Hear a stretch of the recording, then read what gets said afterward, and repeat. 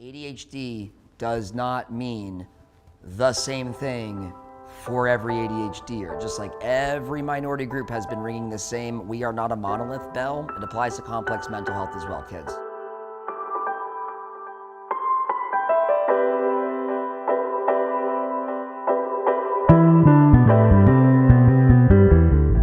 Hello, my name is Steven, the host of Attention Different, and this current ADHD adulting chat.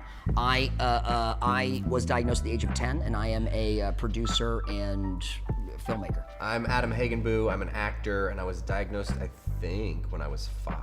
Whoa. Hi, I'm Jenna. I'm an actor, producer, business owner, and I was diagnosed at 13.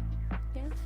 My name's Matt McKenzie. I am a musician, creative producer, and I was diagnosed with ADHD when I was in 4th or 5th grade, so... 9 or 10. 9 or 10. And I'm Daniel Sheehan, I'm 31, and I was not actually diagnosed with ADHD, but when I was young, my family actually kept me out of school. I was homeschooled, because if I had been in school, they knew I would have been put on drugs, and they didn't want that. So they kept me away from it, and then I have kind of self-internalized how I deal with ADHD ever since. Okay, so what's fascinating about everybody's age of diagnosis, and thank you for saying what age you're at now, actually, because that's important. It has been 31 years for you of undiagnosis, right? And everybody here very rarely was diagnosed at a young age, particularly you, my love, because the stats for women or femme, rarely are you diagnosed at 10 or at 13 or at 12. But even still, even for the guys, most faults, right? Male, female, they, and them. ADHD is still a moving target for diagnosis. And I think it's because of the energies and presentations, and we'll get into all of them. Energy management is one's ability to discipline in, willingness to focus on and control energy in, energy out, right? Through various means, whether that's nutrition, diet, sleep, relationships to positive work, play, etc. It is an individual's ability and willingness to manage the input and output of energy. I was your roommate for 4 years. Yep. Got to know each other very well at that delicious, chaotic, novelty-obsessed adolescence called college.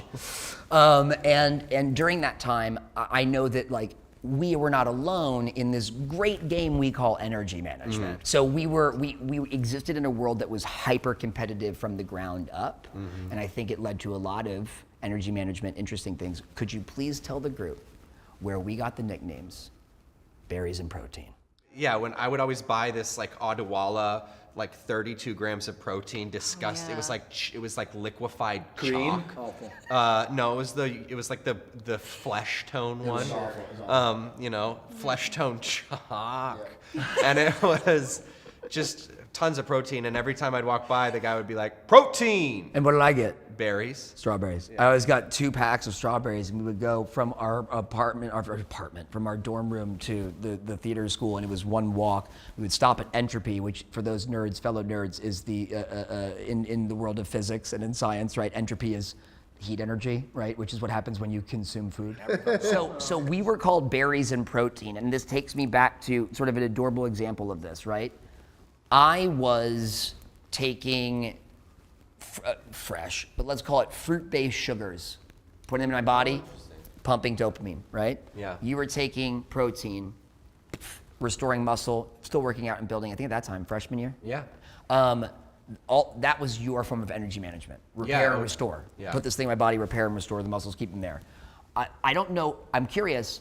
What did you feel at that time around all that protein? How did you feel you were managing your energy? Where was it working? Where wasn't it?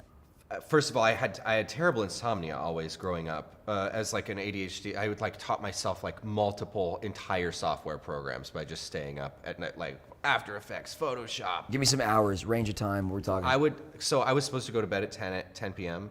and I would usually stay up until 3. Whoa. So 5 hours after my family was asleep, I would just be on a computer. And How many nights strung together like that? maybe 4.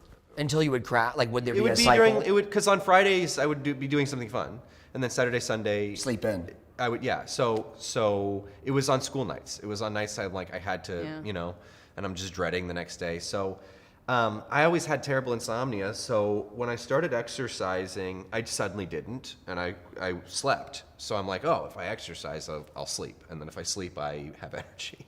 Yeah. So weirdly, I got energy back from exercising. But I think at the time I would have said, because you said what was the rationale? I would have said it's because I want to be an actor, having a, I read Uta Hagen, like having a good instrument. Didn't really understand what an instrument was at the time, but having a, I figured maybe having a shiny trumpet was better than having a patinaed one, and to me, being shiny was being incredibly jacked.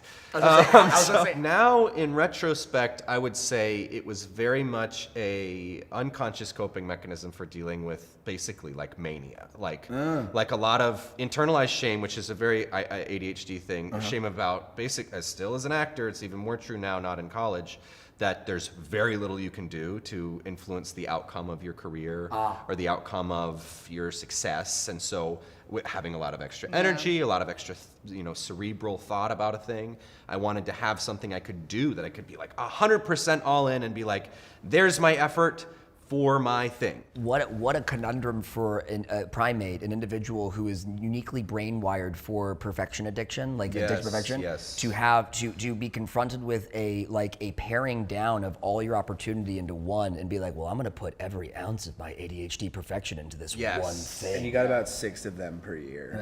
Yeah, exactly. I just had this moment where I remembered being in school, and I was just pounding Mountain Dew. Mountain Dew. Day. I was thought you were gonna say coffee. That's actually brand new news from Jenna. Yeah, me too. And of all of the caffeine-related beverages, somehow that's the most metal for you. Yeah, it's Oh my God. super metal. That's That's exactly metal for like it's Jenna. really edgy. What's funny to look back is that we were going, we were just talking about like 8 a.m. till 11 Something like work that. hours, Crew, not including like what would go on in Crew terms or of like rehearsal. crew rehearsal and all the It other could stuff you need to do to easily be 8 to prepare. midnight. It could And I easily realized be that I was like, I had so much coffee like all day long. I dealt with insomnia as well. And I was just pounding Mountain Dew all the time, trying to get into a place to be able to sustain. high sugar and caffeine. Just to like sustain the processed back to energy. back to back to back to back to back to back. Okay, what's the result? Do you remember how it feels? How do we feel? Then I would after just all get that? home and I'd like be like a skeleton staring at the ceiling, being like, The mummy? just in constant high vibration, because the energy felt good because it was aligning in what I needed to do. But then the moment it came to trying to shut that off, impossible. Ooh, that seems so profound, and I haven't heard it that way either in a bit or ever, which is the idea of like the desperation that we all feel to, in essence, get the dopamine crew to row at the same time. When the ADD's firing on all cylinders, it's like this amazing.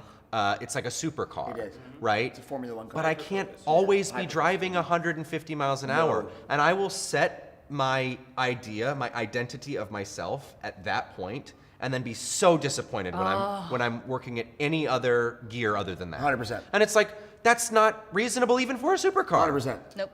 So I'll often find myself being like, I don't have the energy to do said task, which is why I'll procrastinate on it endlessly, because I'll have the energy once I'm ambiguously with the energy that I need that I have when I'm at 100%. Yeah. And I'll never get there because I actually usually get that energy from having accomplished something. When you ramp up to it, when you build up to it, hyper focus and flow state, right, Daniel? You get to it. I want to ask real quick, who in this group was medicated during the time we're talking about? Oh, during college? I was not. You were not. I was not. So there are 2 folks here who, one, never medicated, one, not medicated during college. Right. 3, medicated during this time, right? That is significant to energy management at the time, okay? Absolutely. So finish homeschooling by junior year. When did the diagnosis come? Not. I was never diagnosed. But how did- I was the most energetic person any of us knew.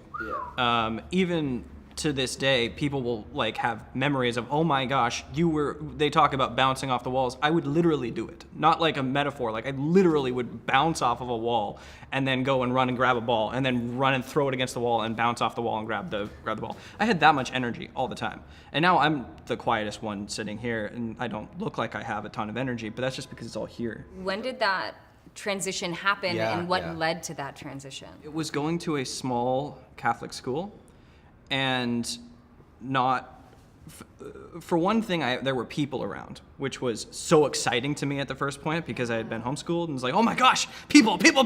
And so I was trying to be around them all the time. Sounds like ball kid. That sounds like ball kid energy. I was, yeah. But then realizing that people let you down. Oh. And then my brain going, okay, wait a minute, but what is the value in that? And then still needing all of that energy to go somewhere. Yeah. So I diverted it into myself. Oh, yeah. Internalized it, yeah. Debate champion was because I know a little bit about Daniel. Daniel, for those watching, Daniel is a producing partner of mine, and we met in grad school at SC and produced a doc that spokespeople go check it out. It's on Amazon Prime. We produced a bike doc together, and through that experience, that project, we learned about each other's ADHD, our neurodiversity, our brain type, the fact that we are the yin to each other's yang along the ADHD scale. Not all ADHD presents the same, and my God, does it not. Like, it's very, there's a scale. But we learned that about each other, and I learned a heck of a lot about your personal life, and I hope you learned about it on mine. I'm assuming I told you everything. Steven, you never stop talking. So yes, I heard. How did that feel in your body when you were no longer expressing outward, but the same energy is happening? Like, did you feel a shift in your physicality in terms of being able to expel that energy versus keeping it in? It's like my body became slower while my brain became faster. Oh, yeah. Wow. Yeah. So Whoa. if that's what you mean, like Yeah. physically, I would say that I went backwards. I'm like, I all of that, like, I could do anything. I could run anywhere. I would do long distance running, literally. I would play soccer, center mid, and now I don't do any of that because much of the physical energy isn't there anymore. I'm much more tired. But when I care about something, my brain takes over, which is where we get to the hyperfocus thing that I was talking about. And the brain runs the physicality. And that's what makes me successful, I think, at film. Because I care about the film and or about like reasoning and arguments and why we do what we do. As soon as my brain kicks in, the physical body like reacts with all the energy that I don't have any other time. So it's like my brain controls me so that half the time I'm just turned off. And then half the time I'm in full on. Totally. You said when people let you down. And I was interested by that too. Yeah, you went internal. It sounds like there was a pivot. It sounds like there was an epiphany or a pivot or a plate shift when you got to high school. And if it's not something physical that you can remember, do you remember a moment outside of the let you down? Like that, how did energy management change? Sodas, nutrition, exercise. How did it shift during that tumultuous time where your brain started to speed up? Well, I became much more reliant on caffeine, for sure. And I think that sounds like something that all of us kind of it's do. such a through line, But in terms of when I first started noticing people would let me down, it was because I cared so much about movies. And that's the reason you and I met at film school, because movies are emotion, and I liked creating emotion. I wanted to be part of that. So there's the logical brain side that wants to have value, and the emotional side, which is what I'm trying to get to, and the emotional side is what I care about. And because I care about it, that's when I get the hyperfocus. So during undergrad, we would make films, and I realized I couldn't do it on my own. You need a team to make films. And I would be the one with the hyperfocus. I'd be the one who wanted to get it done, and nobody else on my team cared that much. And with this thing that I was so emphatically desiring to get done, needing them and them not being able to do it or not caring enough crushed my faith in them. And forced me to like reconsider my, like, where can I get energy from that won't let me down? Ooh, fascinating and really important to happen when you're young. To have, where does the energy come from? Very yogi, very woo-woo. It comes from inside. And part of the reason that I'm not medicated is because I actually kind of like the way that my brain works. Yeah. Totally. That's why I stopped taking medication. Yeah? I was in a similar sense, like had ADHD as a kid, was diagnosed, was like teachers checking in with my parents, that whole thing. But it never seemed like I knew what was going on until I was 23 in grad school with Tonti. And I remember telling you about this at the time. I don't think I want to take meds anymore because I don't even know like what this whole thing is. And then I didn't mean to cut you off, No, but it's it good. started to like make me think of a term that I was introduced to by my therapist a few years ago, which really changed my way of thinking and energy and emotions, which was rejection sensitivity RSD, dysphoria. baby. Oh yes. And like the idea of someone letting you down in whatever context, and we kind of talked about this earlier, is that it could be completely made up, or it could be how I perceived something as it let me down. But that was an energy killer and still is today. Oh, yeah. But now I just have to like tell myself what is real and what's not. So much of it's not real. So much of it's like that the empathetic side, the creative side of your brain that you're really trying to like connect with someone on. It could be that they're just not interested. But in my brain, that's like, you don't like this thing that is the most important thing to me, that all of a Yes. sudden I Yeah. can go into quiet mode, Yeah. Totally. internalize.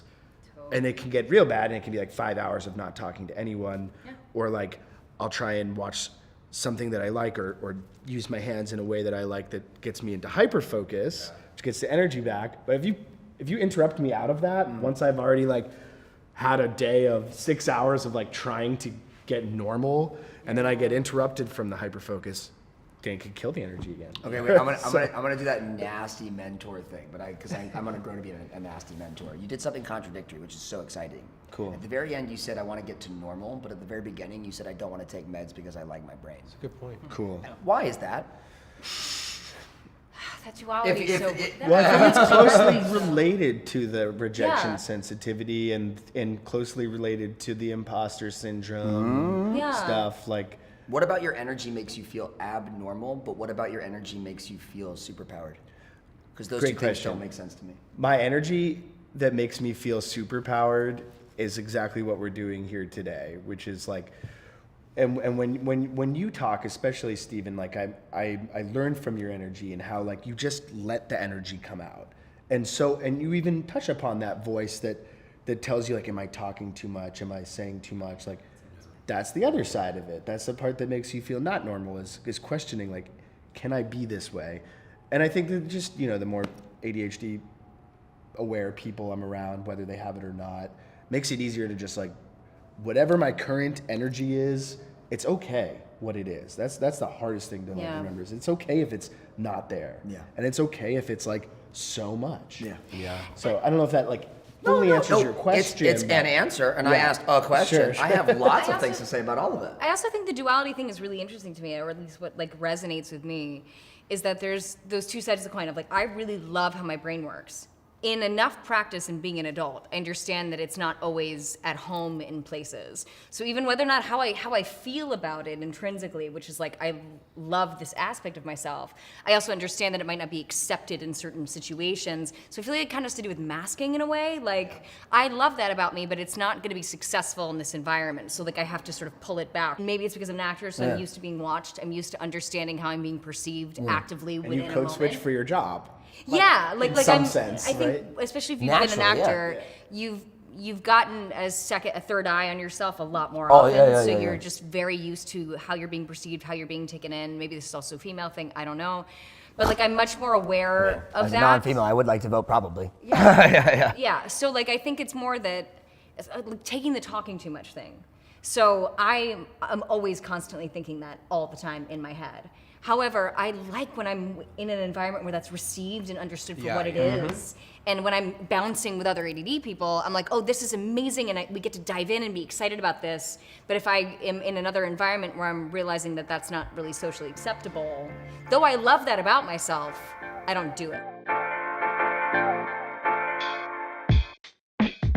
When do you know, and what is it that makes you know that your energy is the asshole in the room or whatever? Like what? Like, you know what I mean? I'll like, show you. Let's say I'm talking about Tupperware, and then you go ahead and start talking about something. So the Tupperware was really Anyway, great. yeah, I was on this flight. It was really great for me to be able to. That will make me not want to interact at all. Oh, if someone does that. If they let me know that jumping in, that me adding, that my internal To me, I monologue go that's straight to going doesn't RSD fit with in their that thing, sense. I'm like, Oh, I'm out. and I won't will, talk again. You know that Literally triggered me? interrupting him in the middle of him saying, I know, right? Literally, yeah. And I'm like, great, yeah. And I'm like, accepted here. We all know that. and what, because yeah. what I love about ADHD people, I think my favorite thing is we will talk over each other and we can actually hear Yes, it. we can. And then That's a real and then, thing. and I then hear everything what will it's happen, what I happening. love is it's like the Hegelian dialectic in real time, because you'll be like, that's actually more interesting than what I'm talking about, I'll shut up. Yes, even there's a Yeah. secondary layer. Yes, Yeah, yes. or You'll they've hear gotten the company go, "Oh, wait, no, to she what said it. you're Wait, talking what?" about before you finished,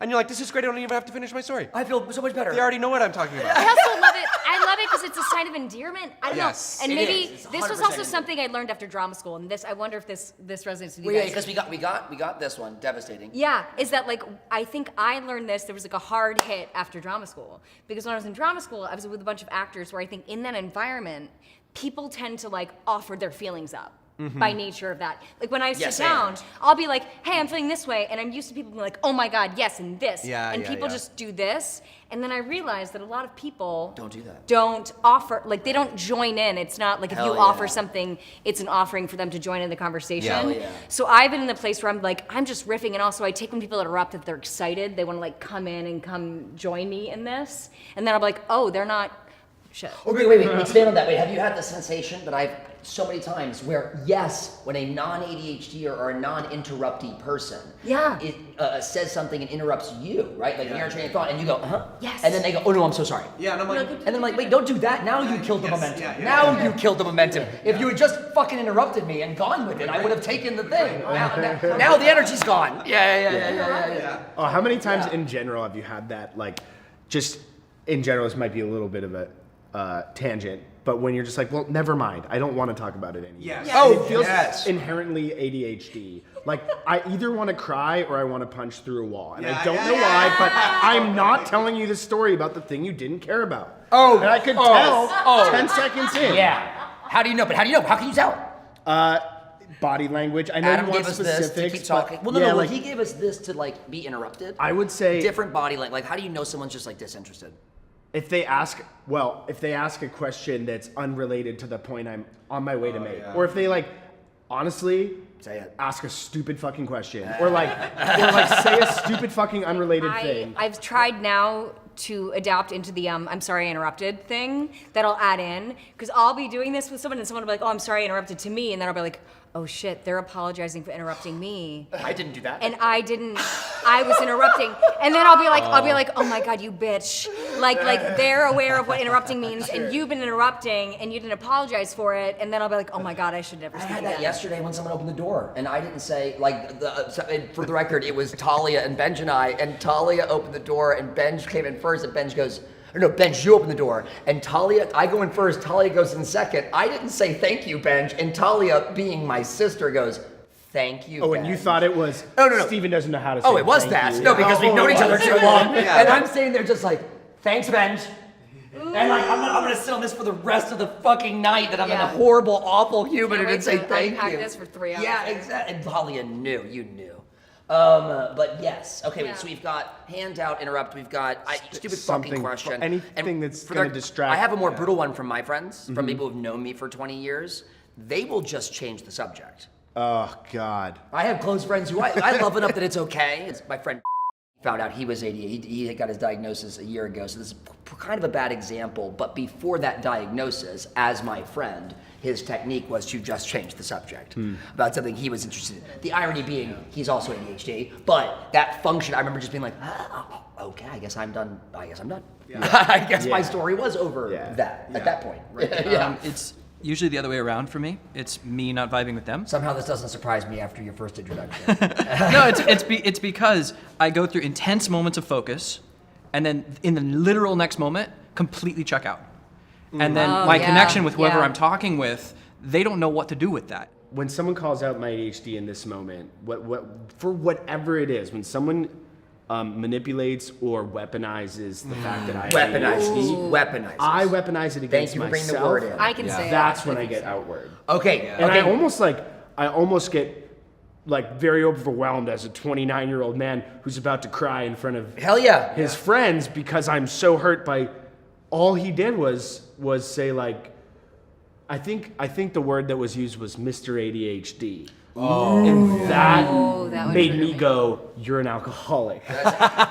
Oh! So like, I mean, it really pulled out. Being with musicians, the people Classic. I hang out with, everyone's real as fuck. Oh, yeah, and if I classic. told my guys that I, talk shit about them, they would be like, let's go. So, Well, yeah, no, it's which music, is what music. makes me go, okay, they're neurodivergent in however way they are. I think this particular guy is somewhere on the spectrum, might have some ADHD too. The rest of us all have ADHD.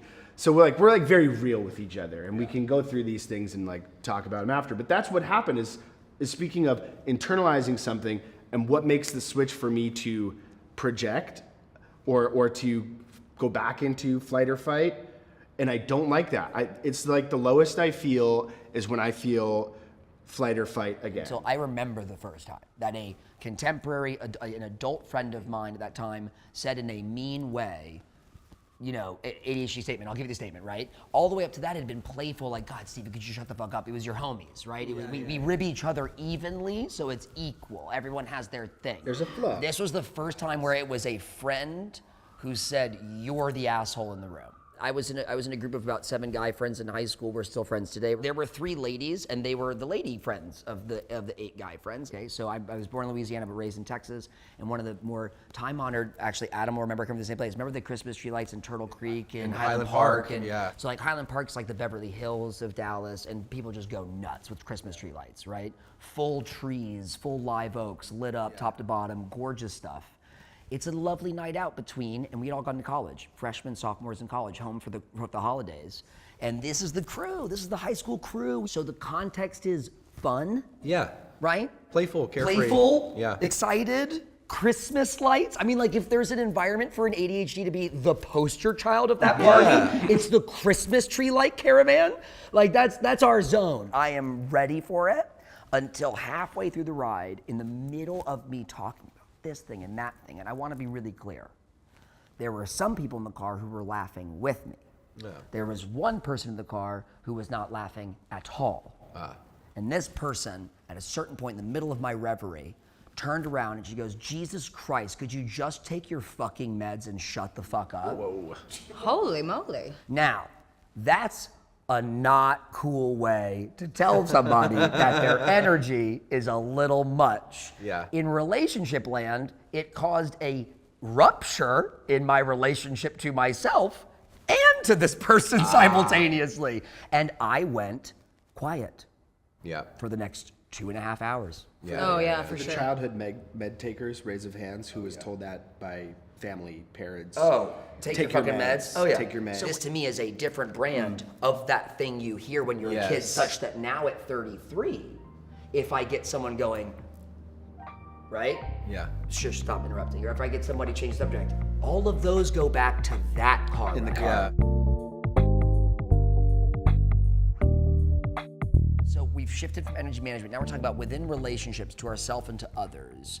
What about ADHD as an inconsistency disorder rather than a disorder of brain function, energy, et cetera?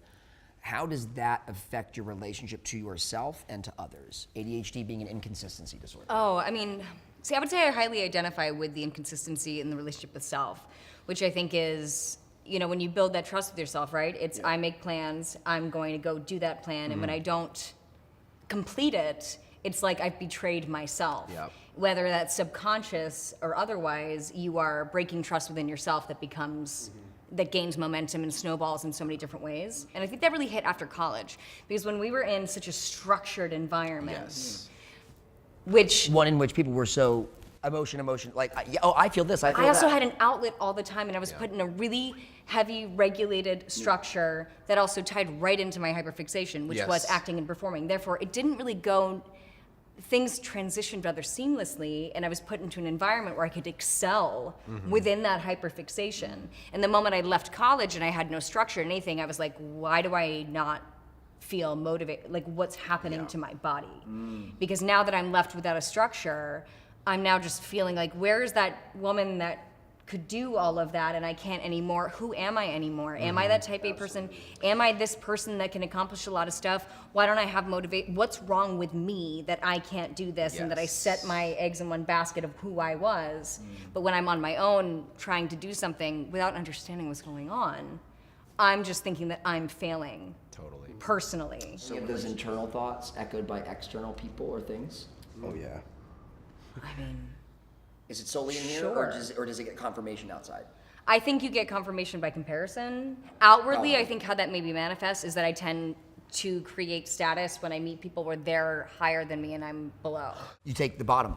So I'll be like, that's where Subtle mine behavior. would. That's where mine would maybe come out, is establishing status in a room and assuming that I am. And now that I know this, I get to empower you in the right circle, because if I see Jenna starting to get small, I'm like, bitch, shut yeah. up. So I'll just recede. For me, is like when I'm not contributing anymore, you know, I get very self-conscious, right? Yes. Yeah. Like, what's that? I don't know if you guys experienced that, what that feels like. I experience it with movies all the time. Like even not too long ago when someone said Face Off.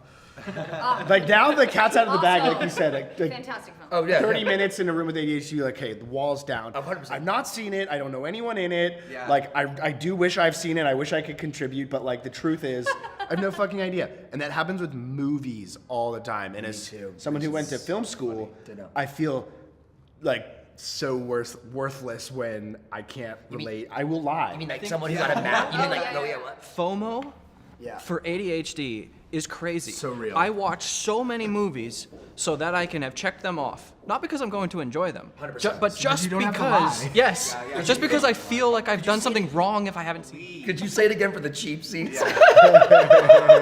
Yeah, no. $2 FOMO, seat. FOMO. What have I heard? What is the new one? There's a new one that is for the no people, for the people who say no. No. Fear of missing out versus the fear of there's a new one for the joy of no. It's the fear the fear of being forced to go, right? Like the fear of committing. Oh, like there's a yeah. new like millennials sort of like we love when our friends cancel on us and we get our time back. There's a new inverse of FOMO that I've been trying to use, and of course I'm not often. There's a stress that comes in with the thought of people judging you. And then the brain goes into hyperfocus or hyperactivity. It's one of the two. Yeah. Actually, it's not hyperfocus is wrong here. It's hyperactivity would be the thing that is going on. And you're having this internal monologue. Oh my God, do they hate me? Oh my God, what are they thinking about me? It's almost like the opposite of hyperfocus for me. Yeah. It's so hyper diffused. that I'm like, ADHD, if I could just anxiety. hold on to one thought for a second, maybe I could solve it. But instead I'm thinking about like, how do I look? How do I sound? What was the last thing they talked about? What was the last movie they mentioned? And With 3 I'm an actors from idiot. it, so I can maybe bring up a different movie if we're talking about the movie example. Movies or music or Yeah. fashion or whatever particular topic it is, I feel like I have to know about it. Yes. Philosophy or wherever I'm going, I have to know about it. Otherwise, if someone brings it up, they'll hate me. That's an real, interesting thing I've noticed recently. I was traveling a lot, and I noticed I was bringing like an unbelievable amount of entertainment devices. It was like I have to have my Nintendo Switch so I can play with my nephew. I have to have my laptop. I have to have my PC in case my Mac doesn't work. It was almost like that, like the FOMO thing, but like for myself, because these were all things I use in my spare time. Mm-hmm. It's a really interesting thing. Like I'm afraid I'm not. It's just a fear of not being enough. There is so much value that I feel like I can bring to things that I care about and to people when I care about them. And that's almost like a superpower. And I'm fully aware that that's going to come with abnormalities. I know that I'm somewhat different in a lot of ways. I get like super nervous in a crowd of people, so I don't want to be around people. I'm often tired when I'm around them. But when I commit to them, it's usually only a small group of people who I'm willing to actually give my energy to those people. But when I do, they can be very rewarding relationships. Yeah. So in that sense, there's pros and cons. And I think that my relationships are much less than I would have otherwise. But the ones that I do allow myself to have are much stronger. This is a form of not coping, but a form of self-scaffolding, right? Like building your own scaffolding, your own boundaries. Oh, 100%, I do that. Boundary setting, yeah, boundary setting, right? Yeah. So Daniel's boundary setting, and this actually will bring me all the way back to a thing that I wanted to say before. There's a priority matrix that I created in the priority matrix of introverts and extroverts. Introverted introvert, extroverted extrovert, or a blend, right? And you can kind of be nuanced about which one you lean on. Here's the point of it bringing it up. It's both energy management and relational, right? What the priority matrix teaches you about yourself, if you like analyze it and glom onto one of them, is the question you must ask is, where do I get the greatest amount of dependable battery recharge? Okay? Because you might get dependable battery recharge from a thing that you don't like doing a lot, right? But where do you get the most consistent or dependable battery recharge? I'm an extroverted extrovert. I get the most consistent and the most quantity of battery recharge from others. Okay? It takes more work and more discipline for me to get dependable battery recharge alone. Okay? Another way to put this is I will expend more energy than I'm getting back alone. Interesting. Right? I will expend less energy than I'm getting back when socializing. That's extrovert, extrovert. Extroverted extrovert. Yeah, that's me too. Okay, extroverted extrovert. Yeah. Oh, introvert, 100%. Introvert, introvert. Oh, yeah. Am I hearing you correctly then, in an extroverted setting, your battery is draining faster than you can recharge? Yes. That's why I have to give myself to them if I'm willing to actually go and be around people. It's work. And it affects your relationships how? Well, that's why I was saying, like, I have to choose them. I can't just have a million different relationships because I don't have that much energy. I have to, obviously we're a social animal, so we want to be around people, but I have to pick the ones who I'm willing to give that to. And what a wonderful observation that bears repeating, right? ADHD does not mean the same thing for every ADHDer. Just like every minority group has been ringing the same "we are not a monolith" bell, it applies to complex mental health as well, kids. So like Daniel and I both have the same condition. Daniel, would you say that I am anywhere near an introvert? No. Okay. So would you say that I get my greatest battery recharge from being alone? No, Okay. you are the person who, it's funny because we think, a lot of our lot thoughts alike, are yeah. very similar. Oh, yeah. And yet we manifest that differently to the world. The exact opposite way. The exact opposite. And I love that about you and working with you and relating to you, right? Because this is somebody who I, in a moment in a car, go, oh my God, we think the same shit. And then outside the car, be like, wow, we are so different as a person. And that is how it should be. That's great. So now shifting back over here, introvert, extrovert, priority matrix. Honestly, it's interesting because I feel like it's shifted a bit. I am at a loss between introverted extrovert or extroverted introvert, to be honest. I played this game I think across that my whiteboard. they switch back and forth. I've become a lot more aware of when I need to be cocooned and I need to charge, where it's not something that I probably paid attention to, or I just rode right through most of the time. Whereas now I've gotten so much better just in knowing myself and doing a lot of that kind of work to be like, oh, you need you time now. Which I think I would override a lot of my instincts so much of the time, whether it's people pleasing, whether it's to like, we're FOMO, whether it's to like, just override it to want to be able to be on and be in that. Yeah. Whereas now I've gotten to a place where I'm like, I definitely get my energy around other people. I think it's really, really important for me to be around other people. I think I am, with my ADD, it manifests a lot in looping, in like inner analyzing, not being able to get that to stop. And when I'm around other people, I'm able to mirror and self-regulate and co-regulate in such a stronger way. Well, that almost got me emotional. That often, I hadn't said it like that before. So like oftentimes when It's a I'm meditation, alone, actually. when I'm alone, which is great, if I'm there too long, the internal monologuing, the narrator that's inside, she takes over. Whereas, and then I'll go out and I'll interact with someone, and all of a sudden I'll be like, oh, I feel normal again. Yeah. And so I think it's a balance. I mean, even when I look back in college, I would work in the lobby of Purnell, which was like our college building.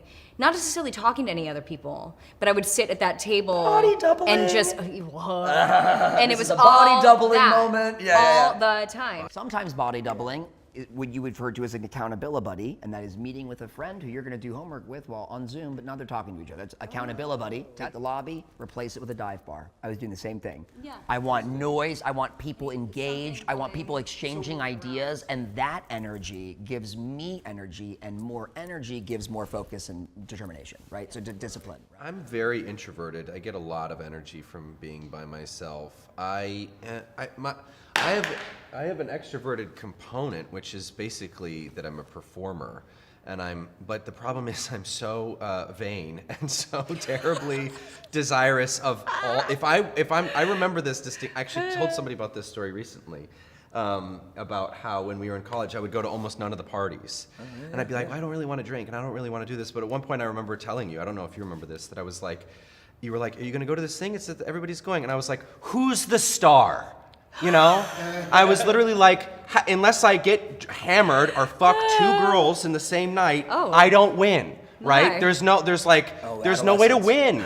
Right? There's no way to like right? Like, cause I mean that because at Purnell, like the next day, it'd be like, did you hear so-and-so hooked up? Oh, yeah. And they were like the star. Or did you hear so-and-so got so drunk they had to go to get an IV? Again, the star. And then once I'm in that sort of mode, then it's like I have like an unlimited amount of energy. I'll usually be the person who's like, let's stay up, let's go another place, let's keep going. But I don't want to extrapolate like too much of a copy paste. But is what you're functionally saying that when you feel like the star of that play, of that scene, of the whatever, then it's like exponential, unending, like unlimited power, untapped power. And I'm like hyper. It's like a goal-oriented extrovertedness, because once the audience is there, whatever they keep are, the disappears. There's no longer any performance. Yeah. Well, I relate to that a lot actually, because I think both you and I are the more introverted ones, and when I feel like I'm creating something of value, like I've talked about, like films or photography, I have no difficulty coming out and doing that sort of event. Yes. Because it matters to me. I'm getting energy from myself and from the event itself, and in the same way that you're getting it from acting or from performing and being the star. That's when I talk about like hyper-focus. Because I'm going to get energy from that, I'm totally willing to zero in on it and do it. And it doesn't matter that I'm an introvert. I can go be around millions of people. It doesn't matter. I'm doing the thing that I'm going to get energy from. Yeah. So energy management, you manage it well, you have the energy to relate to yourself and others. If you have the energy to properly and healthily relate to yourself and others, we usually develop a pretty healthy theory of mind, a pretty healthy idea of ourselves, a pretty healthy identity. I am the kind of person who has healthy relationships with myself and others because I am the kind of person who manages my energy well, right?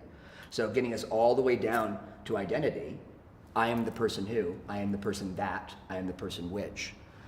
There is this debate about I am versus I have.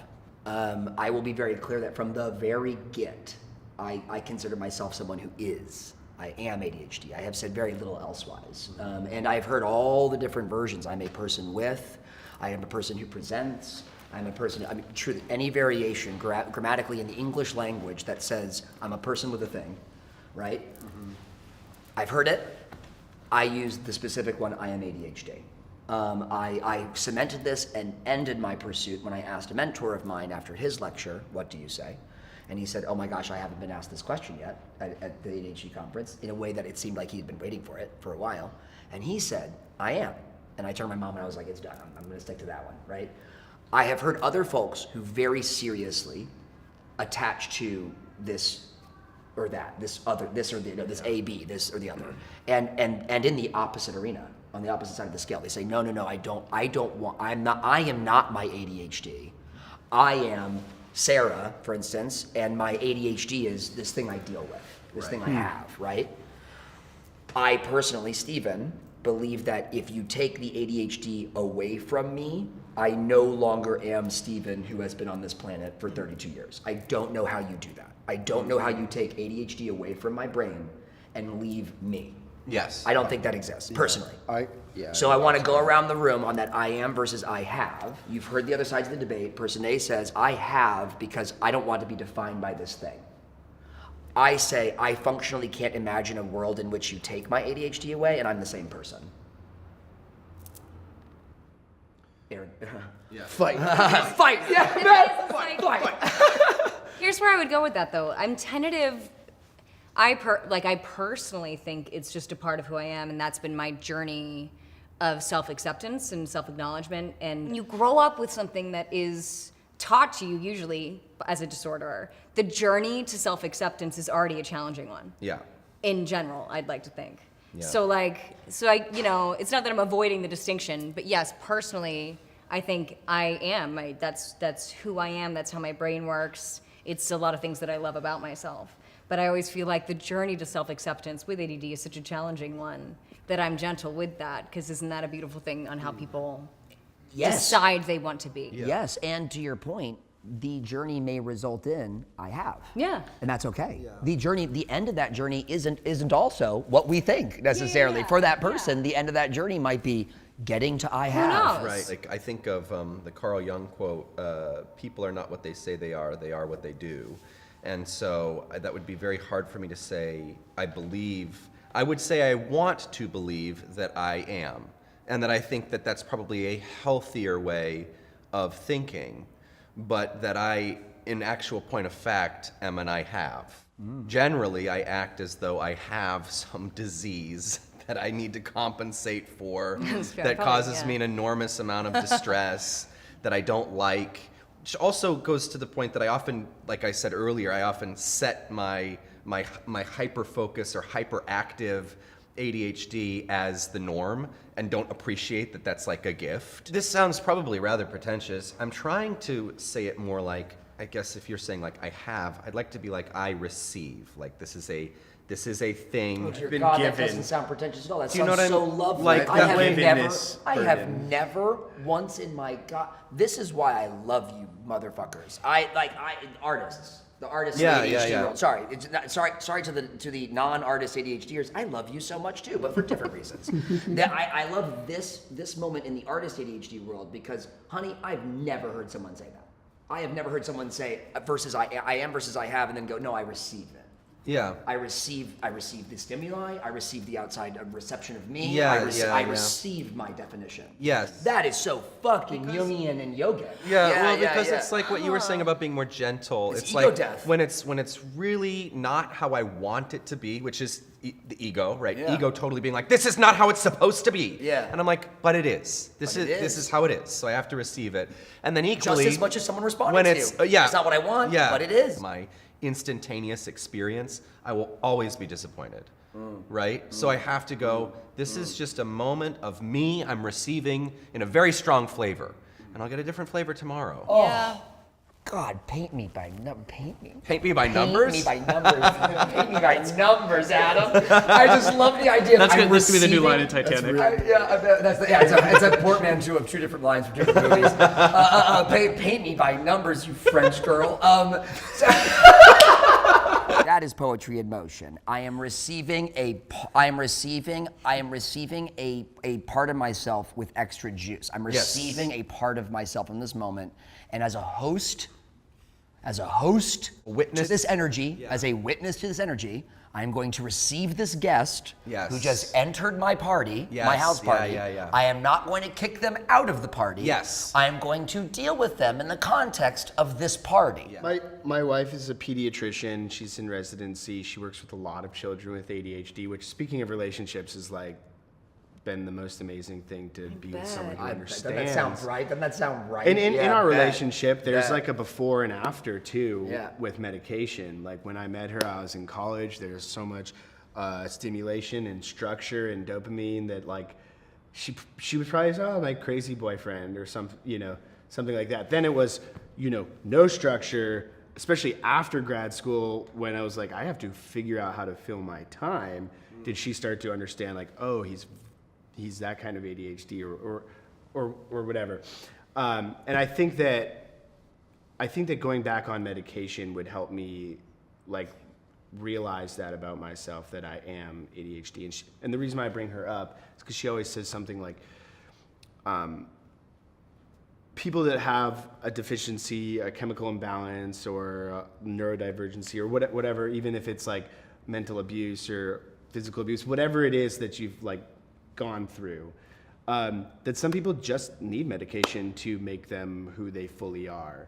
And I think that kind of changed my perspective on it as well. Now is living without it, I'm like, well, now I don't know again, so I guess I'll try it out again. I also think that's like such an amazing thing to explore. I don't know, it resonates with me and it brings up a lot of like very, as I said, very nourishing thoughts, because I've had an experience where I'd been off my meds for a while, and because I just didn't have it, and I was traveling, and I was with an ex-partner who is wonderful, all good stuff, but he happened to have Adderall that was my milligram, and I'll never forget this moment. I was in the apartment and we had work to do, and he lent me one, and I remember it was like the Mario, and I suddenly was like around the apartment, like getting everything done, being like, what's going on? And he was like, Was it day one? That was day one Adderall? yeah, I got back on it first back time and kicked into gear a little bit, to the point where he was like, whoa, are you all right? I was like, oh no, I'm just like activated and able to get a lot of stuff done. And it was in that space between the before and the after where I get to really notice the difference of when I have that assist. But when it comes to your identity, it is something that I think is a very rare experience. To say I am would mean it is a state of being. Like, for instance, I am Daniel, I am white, I am Irish, it's my heritage. To say that I have would mean that it is a changeable state. Like, for instance, I have opinions. And I don't think that ADHD is necessarily a bad thing. It can have negative consequences, but it also can have positive effects. It also is controllable. Each of the people here are choosing or not choosing to get medicated at different times. We also all create mental processes to help ourselves function. And in that sense, I don't think that ADHD is an innate thing that we cannot do anything about. I think it is a controllable, changeable thing with positives and negatives. And thus, I would say that I have it, and I don't mind that. Living in our current world, where when ADD is brought into the equation of the identity of self, there's so many other layers on top of it of like how you handle your ADD might also be tied with how you were treated because of it. Oh yeah, totally, like, through your life. Totally. So the level of like self-acceptance and whether it's something you own or not own is so inherently tied to with how it's been approached in your life. Is it something that you need to fix to be accepted? Is it something? There's so many different things, down to even if we really want to get meta about it, being like, well, what I like how I am with it, but the way society is structured, those things directly conflict with each other, which causes you to then have to have an opinion about how it manifests in your life because you have to experience our society and how those things interact. I don't know if that makes any sense. Yes. It's hard to see one without the other. Yeah. They're Fully sort of tied accepting together. the other. I want to round this out by honoring your point of semantics, honestly, earlier, Jenna, your point of semantics and your point of showing us how we can use I have or I am with a variation that does change the debate, right? As a debate champion would do. Well, it doesn't have to be about debate. It's more about, and to her point, I think it's more about the question of if it's an inherently bad thing. Yeah. If it's an inherently bad thing, that changes the terminology of have or am. But if you don't see it as a bad thing, then it's just, do I want to just say, hey, this is something I have? Right. Now, and I will add to the if it's not a bad thing, the other side of I am. Because while you were speaking, quite frankly, same exact definition, but with the semantic word replacement. I would say truly, I would say I am ADHD on meds. I am ADHD today off meds. Sure. Right? Like, this is my ADHD self on meds. This is my ADHD self off meds. Right? And this is how my ADHD self is different in context A and context B. Because what we're all kind of saying, which I fundamentally believe and is irrefutable in my opinion, is that personality is fluid, not fixed. Right? Which would mean that in that sense, am and have mean the exact same thing. Yeah, exactly, right? They mean nothing. But how fascinating that in a room full of 1,200 ADHDers, it really means something. Like, it means something worth debating, which I love to spin it on its head like that, right?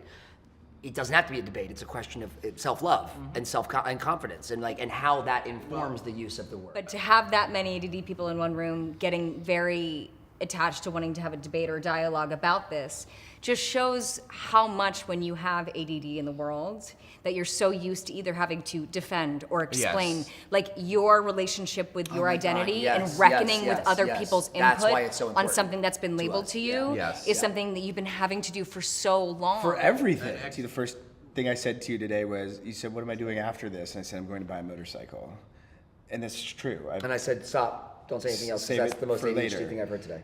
And it has thrown me, so like, I went down like ADHD rabbit hole, got interested in like a new hobby, got my license, got a motorcycle, and then after like 8 months, like sold it, put out down payment for a truck, got like some sort of depression from like wanting to ride my motorcycle again, recently sold a guitar, and now I'm picking up a bike today.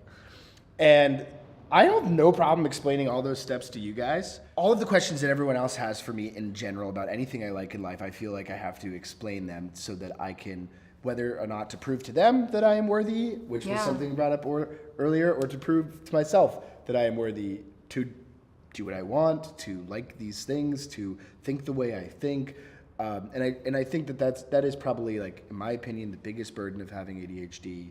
Now I said having, of amming ADHD, is that you're constantly defending yourself. But Matt's on the teacher is on fire with t-shirts today. I amming ADHD. I amming is ADHD. Amazing. I don't have ADHD. I amming it. It is constantly, again, for others or for yourself, whatever it is doing this like verbal karate to get yourself Totally. to a place of what feels internally like sanity. Yes. Baseline. Yes, baseline sanity. Speaking of which, thank you for a perfect segue. This has been ADHD Adulting. Trying to help maintain sanity in a world that wishes we just would carry them off the walls, bounce off the walls, and prove everybody right that ADHD is just some sort of insane energy dysregulation, when in fact it's a lot more complicated, right? ADHD adulting is a lot more complicated, a lot more complex. It involves energy and time management. It involves energy management. Get that word time out of your mouth. If you have energy, you have time. It is about relationships. How do I relate to myself? How do I relate to others? It is about identity. Based on my energy and my ability to relate to others and myself, how do I feel about myself? What do I believe about myself? What do I let others say about myself? And what do I say about myself to others? And how does it all inform a happy, stable, sane ADHD adult who can thrive rather than suffer and struggle forever in perpetuity, feeling like I am the other, I am broken, I am wrong, right? So thank you guys for coming and talking about it. And most importantly, thank you for sharing about this, because hopefully there's a bunch of people watching through that lens who needed to hear this, who didn't have a group to talk about this, who haven't explored this yet, maybe not even be diagnosed yet or ever, right? And who cares? You came here and you're welcome. And thank you. Thank you. Yeah, awesome. Yay. So, whoopee. Done with ADHD Adulting Chat, dogs.